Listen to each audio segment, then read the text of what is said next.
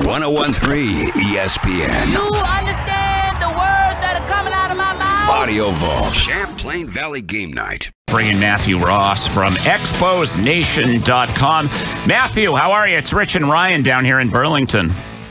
Very well. Thanks for having me. Yeah, hey, let's talk some Montreal baseball during Game 6 of the Habs Bruins. And, it's funny, I mentioned that because I looked at your bio and it said, born and raised in Montreal, Matthew grew up doing the unthinkable in Quebec, loving baseball first and hockey second. How hard was that growing up with that philosophy? Well, I love the Canadians. I'll probably watch the game tonight, obviously. But, yeah, just something ingrained. Came from my dad, my grandfather sitting out in the back, listening to the game. And fortunately for Expos fans back then, we had Dave Van Horn, and what a great voice. And so, yeah, it was just more of, I guess, a family sort of tradition.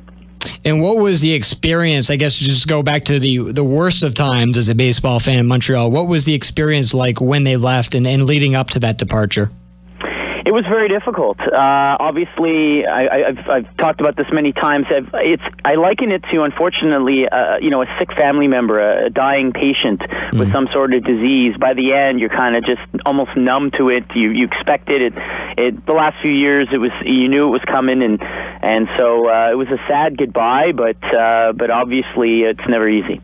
Well, Matthew, I mean, in all honesty, you're preaching to the choir here because I just absolutely loved the Expos. Used to go up and used to go up probably 10 times a year and just couldn't get enough of it. It was wonderful. But with that being said, I was able to walk in a half hour before a game, get a ticket in the fifth row, and have nobody around me. I mean, what do you say to the people to this day that just say it just wasn't going to work with a lack of interest in a hockey city?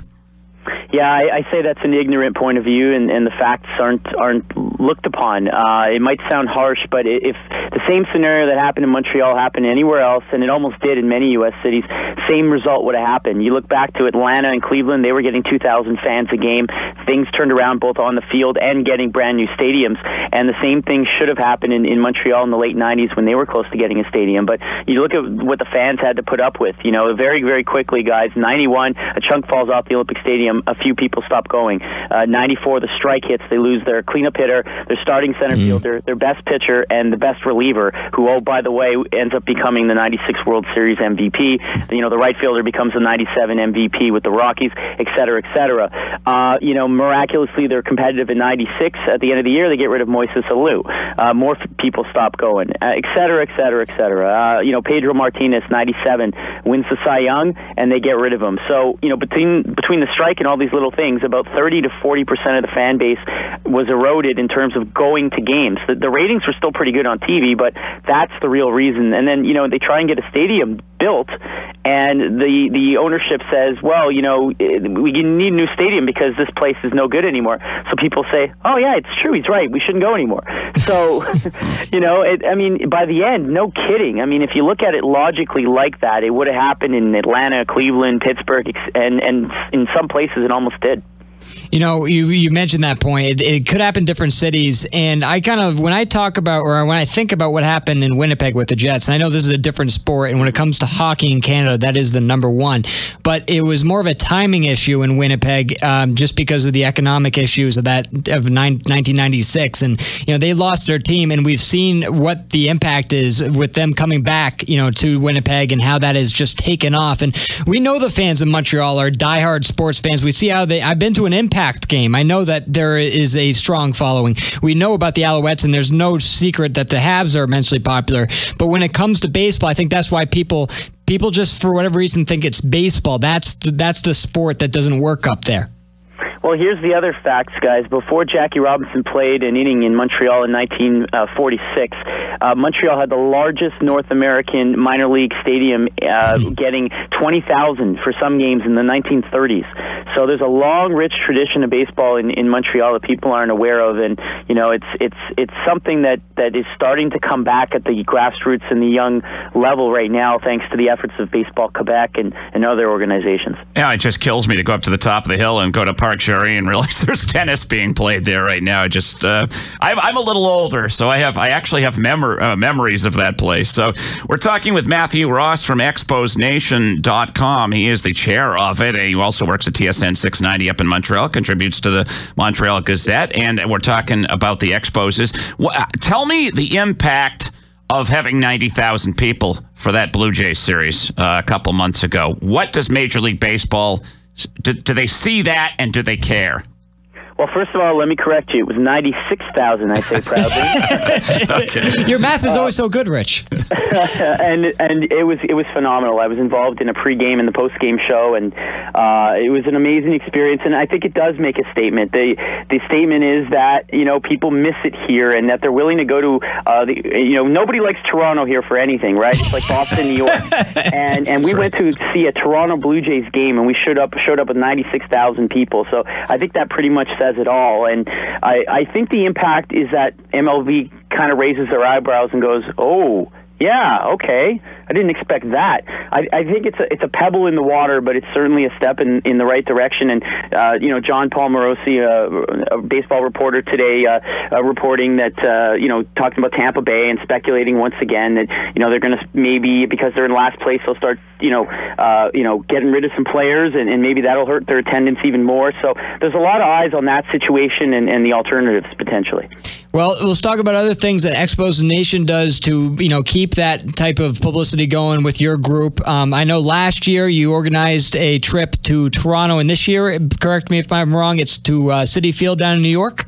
That's right. We brought 1,000 fans to Toronto last year, and we covered everywhere from, locally in Toronto to ESPN magazine. So did quite well. This time around, we want to take it a step further and get a little more national headlines in the United States. So what better venue than Citi Field in New York? And certainly tickets are easier to come by in a group setting for the Mets than they are for the Yankees. So that's the reason, we chose the Mets. But we're very gracious. They were very gracious, I should say, in accommodating. So we put together a page on ExposNation.com, and we have hotel discounts, bus coming from Montreal section. If you buy tickets through the Mets.com/ExposNation, you're all going to sit with other Expo fans, and so it should be a great experience. And the first ever Expo game in '69 was played at Shea Stadium against the Mets. The last ever Expo game was played at Shea Stadium against the Mets as well in '04. Matthew, where are we at right now in all of this? Where are we at in Montreal?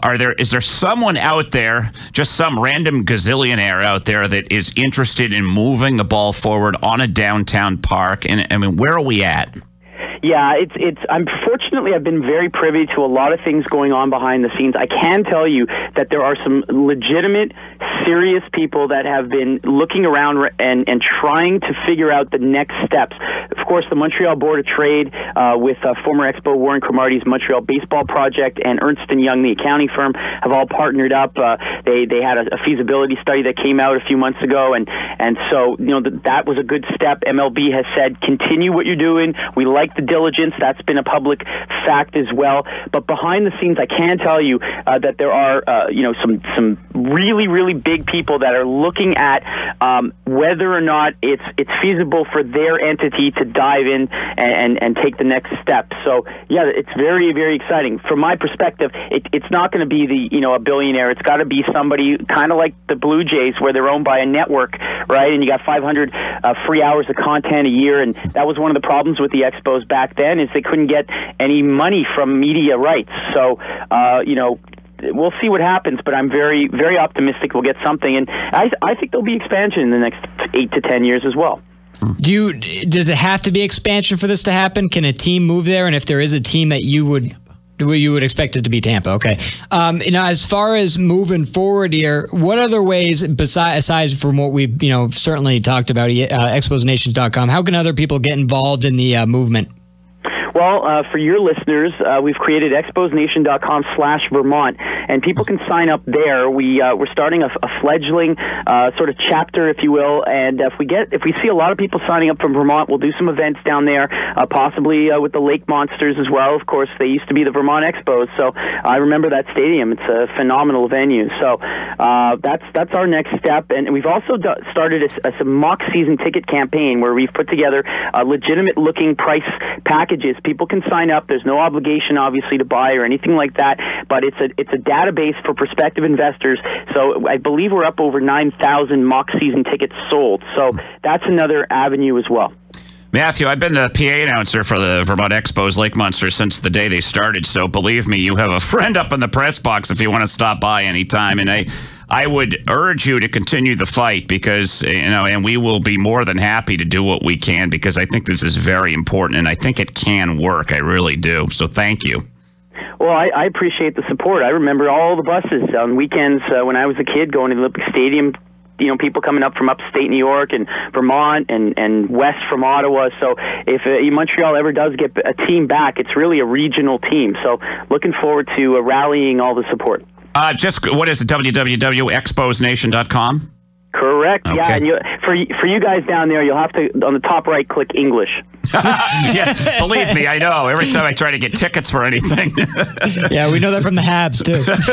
Hey, thanks a million, and keep up the fight. All right, go Habs. Thank you, man. Oh, boy. See you later. A parting shot. Oh, he was such a friend right until the very last two words. That was awesome.